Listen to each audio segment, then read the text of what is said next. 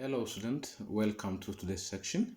Uh, Last time we have seen about cyclic groups and we have seen different properties of cyclic groups. So today we are going to see about cosets and counting.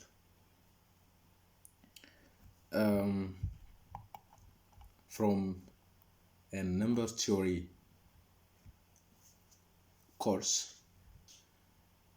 we know that the notion of congruence. So we begin today's section by extending the concept of congruence modulo M in the group Z. So by definition, we know that this A here is congruent to B if and only if M divides A minus B.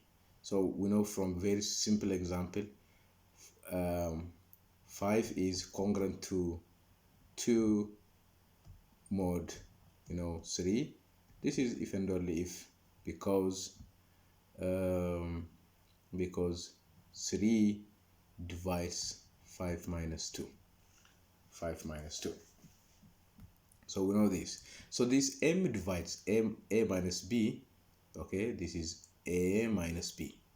Okay, where if M divides A minus B, by definition, A minus B is a multiple of M, which is like this.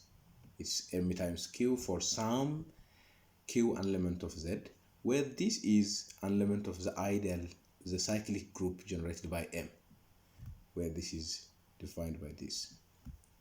So A is congruent to B mod M if and only if this A minus B is an element of the cyclic group generated by M. Okay. So with this we have the following definition. The definition says let H be a subgroup of a group G, and we have two elements A, B from G. This A is a right congruent to B modulo H, denoted like this. So we put this R for right. So this H if AB inverse is an element of H. Okay, and we put left for left, then A inverse B is an element of H. So the inverse part is from the right and the inverse part is from the left. Okay, so A is a right congruent to B mod H if this holds, and for left if this is holds. So for right and left is denoted by right is by R and left is by L. So notation for abelian group, it's clear that the right and left congruence modulo H is this modulo H coincides because AB inverse is an element of H if and only if the inverse is also an element of H. And so this inverse is written as like this and this. Okay, that is, we know AB inverse, the whole inverse. By definition, this inverse reverses the order of A and B inverse. That is B inverse of the whole inverse A inverse. But B inverse of inverse is B and it's A minus. Okay, but G is abelian, so we can write this A minus like this. Okay, so there exists non-abelian group G and subgroups H such that the right and left congruence coincides, but this is not true in general. This is not true.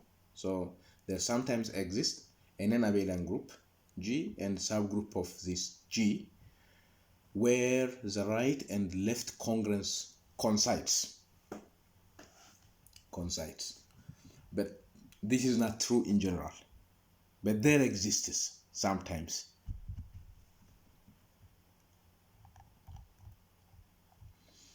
We have the following properties. Given a subgroup H of a group G, then the right, respectively left congruent modulo H is an equivalence relation on G. Then if there is equivalence relation, then there are always equivalence class. So the equivalence class A of G and the right, respectively left congruence modulo H is the set HA. This is for right, and respectively AH for left. So HA is defined like this, and where the left equivalence class is defined like this. And the third property says the order of this, the left equivalence class, I mean the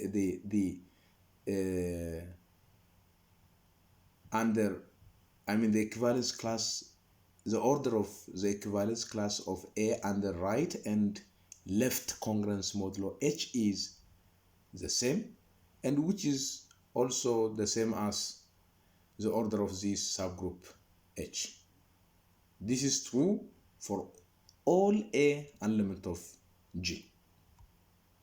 This is for all A element of G. So as a proof,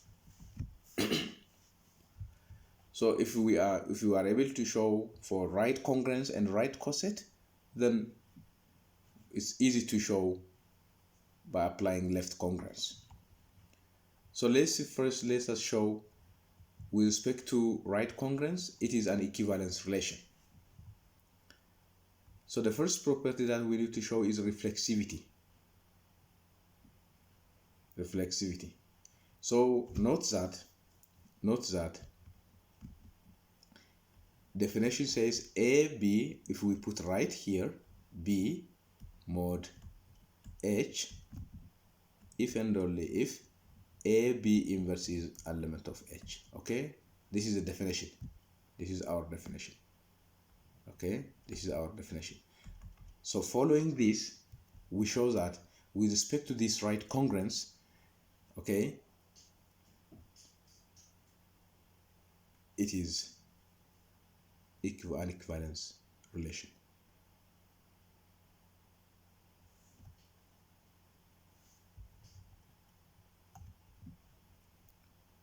This A congruent to A mod H. You know, in the congruence, every element is congruent to itself. So to say this, we know that for any subgroup H of G and A element of H, then A inverse is element of H, which implies A inverse is element of H, but A inverse is E element of H. E element of H. So if A inverse is element of H, by this definition, okay, that is A inverse element of H, this is implies A is congruent to A mod H. So this is reflexivity. Reflexive here. Okay, this congruence is reflexive. Okay. Now another one is symmetric. Another one is symmetric property. So symmetric property, what we want to show is, to show symmetric, we want to show if A is congruent to mod H, then we have to show that B is congruent to right A mod H. We have to show this. Okay, because A is congruent to R mod B mod H, by definition, this implies AB inverse element of H. Because H is a subgroup, the inverse of this element is again element of H. If you make an inverse, it's element of H. But this is equals to be A inverse, since this is equal to this one. So, but this element of this means by this definition here, it is the same as P is congruent to R mod H. Therefore, this is symmetric. So we are now left with to show this congruence is transitive, satisfies transitive property. So the transitive property, we have this, we are given this and this, then we have to show that A is right congruent to C mod H. So with these two given, AB inverse element of H and BC inverse element of H, then AC inverse is equals to, the combination of these two is clearly AC inverse. But because this and this element of H, then H is a subgroup, it is closed under operation of G. So this is element of H, where this is the same as AC inverse, which implies by definition A is congruent to, right congruent to C mod H. Therefore, this is transitive. Thus, since it satisfies the three condition of equivalence relation, by definition we call it the right congruence modulo H is an equivalence relation. An equivalence relation. So the second property is the equivalence class A element of G and the right congruence is this one. So this is by definition X element of G, okay?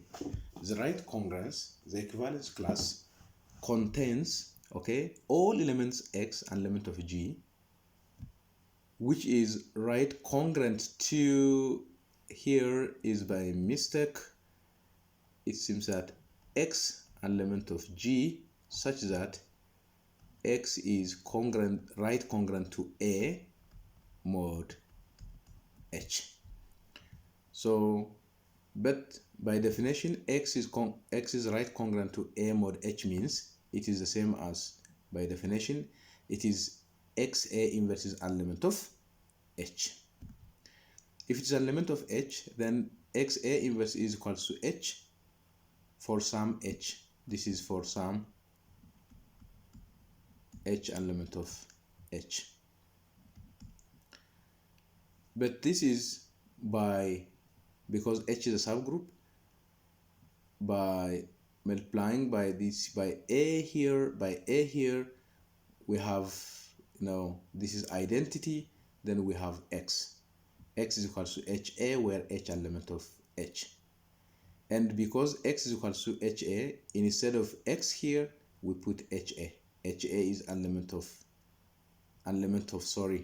here, this is element of G, and H element of H. So what we have is HA is an element of G intersection H, because H is a subgroup of G and H is a subset of H. This is, okay, this is our H, okay. So so we have, and our HA is an element of H and this one. So this is yeah, no, sorry, this is by mistake, so I'm sorry. So of course this is G, okay, this is G, but our H here, HA is an element of G, where H is an element of capital H. So we write this set as capital H with A. So this is equivalence class A of G and right congruence.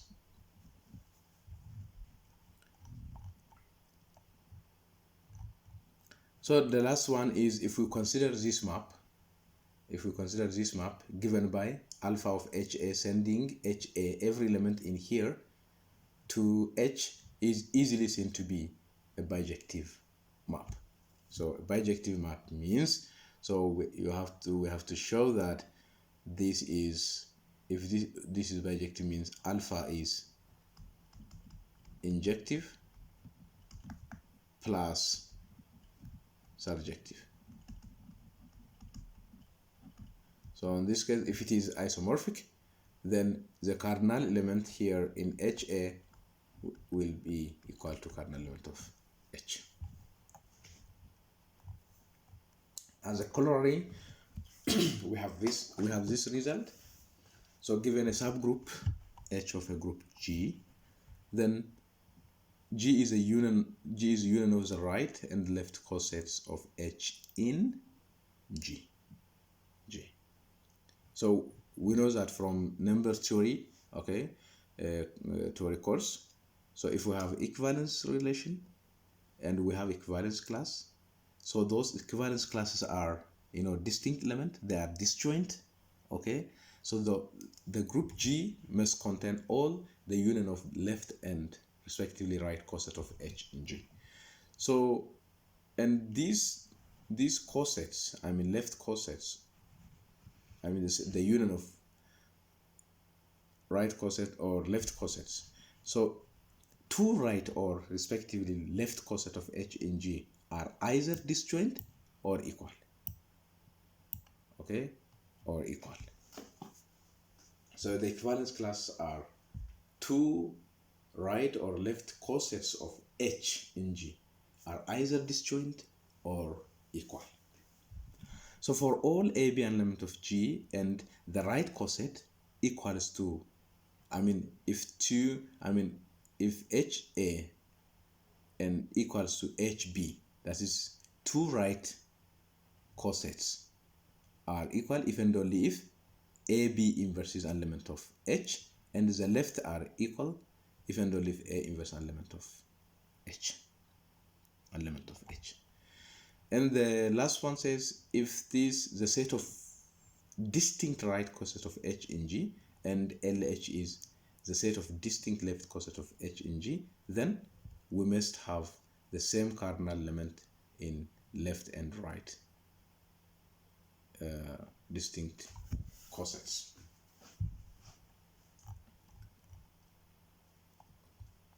Another I think as for the proof, we can see here for number 4, the other properties are can be easily followed from the previous theorem.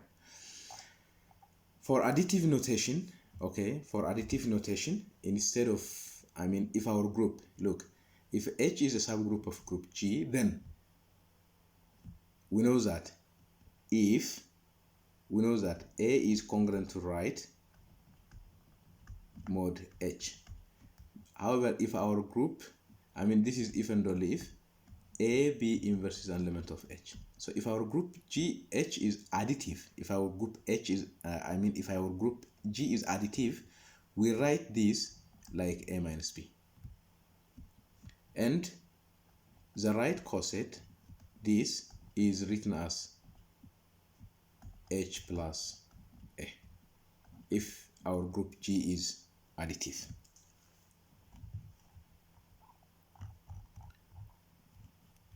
And let H be a subgroup of a group G, then the index of H in G, denoted like this, H, G in H, is a cardinal number of the set of distinct right or left cosets of H in G. So, if we have equivalence relation, then we have equivalence class. Then we have the number of distinct equivalence classes of H in G. We call it the index of H in G. Okay, the set of distinct right or left coset of H in G, we call it the index of H in G.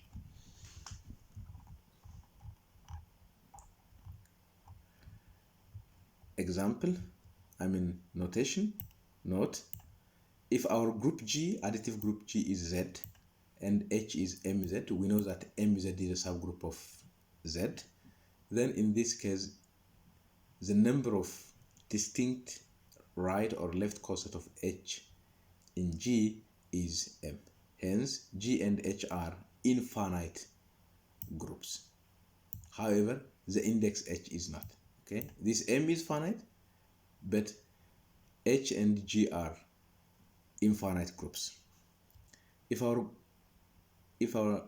H is the trivial group, and then the right cosets is the set containing single element for every A element of G, and the index in this case will be the whole G, the whole G.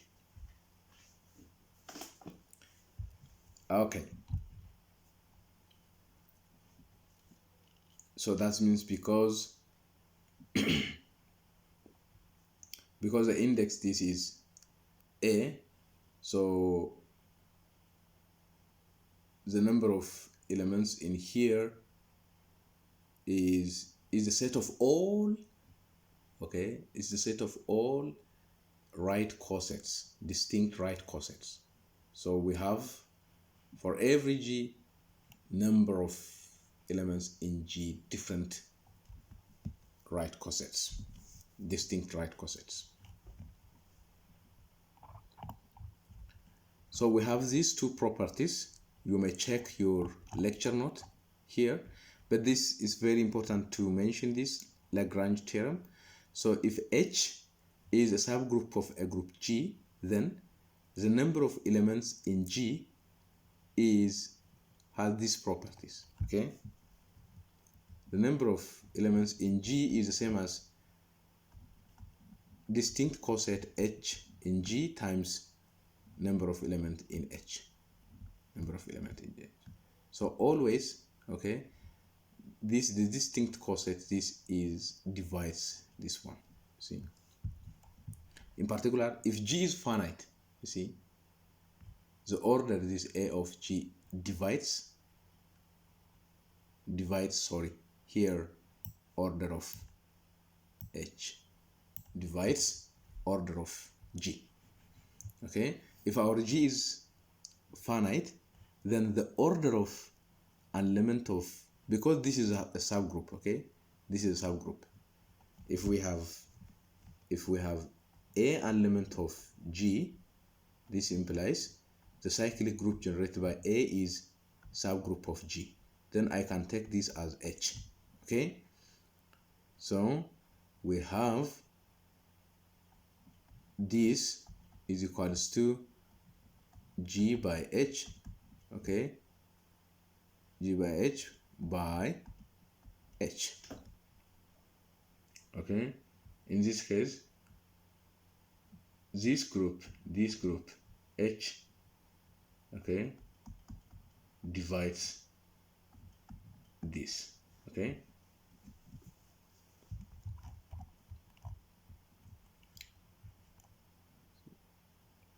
okay,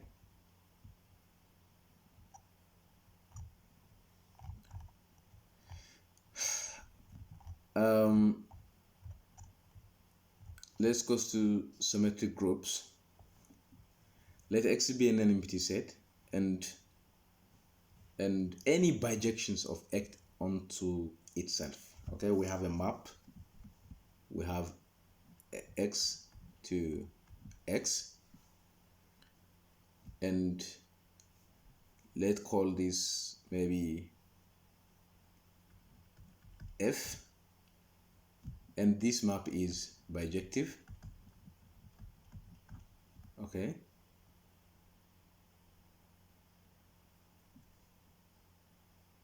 and we call this F is permutation on X, and the set we consider all such map, all bijective map from X to itself,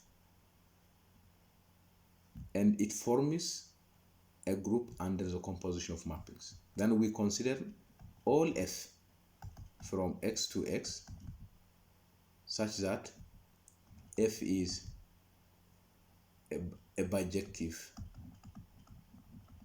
F is a bijection, and we denote this as S of X. Okay, this is And this with S of X with composition map forms a group. This forms a group. So we call this group a group of permutation. We call this group a group of permutation. Okay, it's very clear. Check, it forms a group. Now, instead of X, now we can write, instead of X, we can write like I of n, which is a finite 1, 2, up to n. Then, similarly, we have a function from I of n to I of n, okay, sending I to f of some I,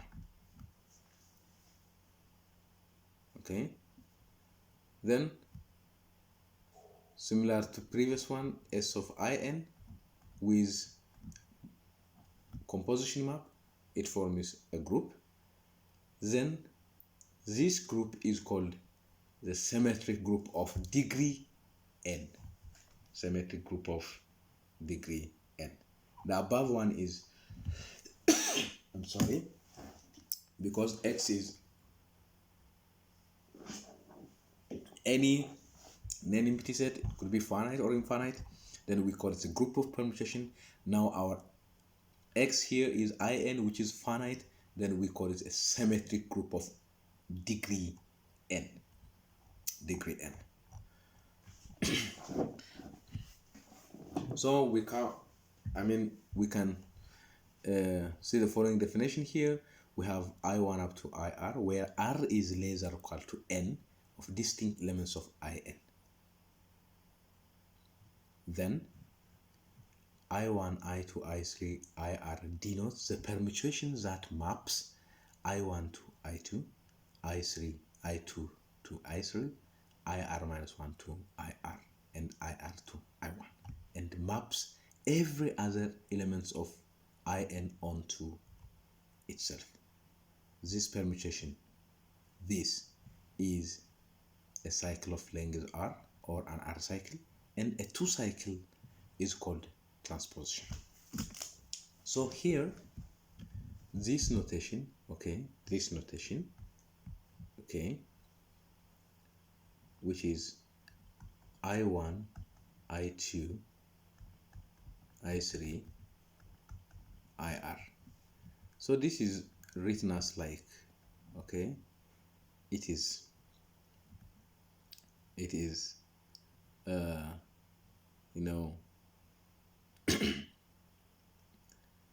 I1, I2, IR, okay, this is I2, this is I3, this is I1. So we write like this. So this is, we have our alpha, okay, our F is from In to, sorry,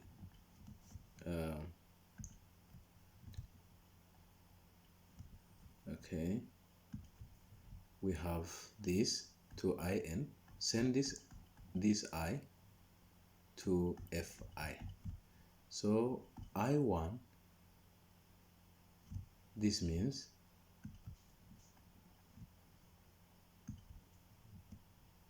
this implies F of I1 is equals to I2. That is, F of Ik is equals to Ik plus 1. This is true for 1 less or equal to k less or equal to I minus 1. And F of In is equals to I1.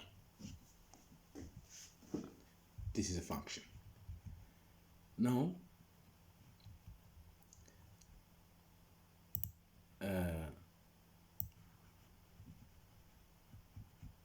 the other one is,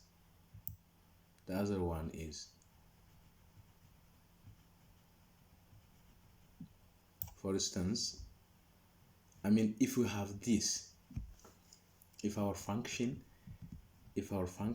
f does not fix any of these elements, I mean, in this case, every element moves. There is no elements which is fixed. So in this case, because our elements are R, okay, note that our R is less than or equal to n. Maybe n, if n is 10, R may be 8. In this case, the other elements are fixed because I1 up to I8 are not fixed, but I9 and I10 are fixed. So that is f of I9 is I9 and f of I10 is equals to I10. So this permutation here, we call it a cycle of length R, or another cycle. A two cycle is called a transposition. A two cycle, a two cycle, a two cycle, only two cycle. So that is, here is R cycle, and only a two cycle is called, we call it transposition.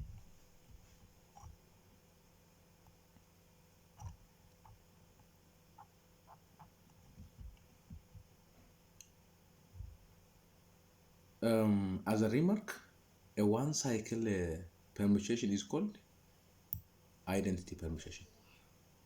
This fixes all elements. This fixes every element. Every element. Another cycle is an element of order R in SA. So we have also another property. This also is very important property. You have to check because this is written like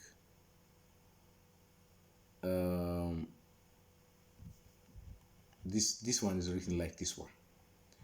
I think it's enough for today here. I will come back to this section, to this remark again. Until then,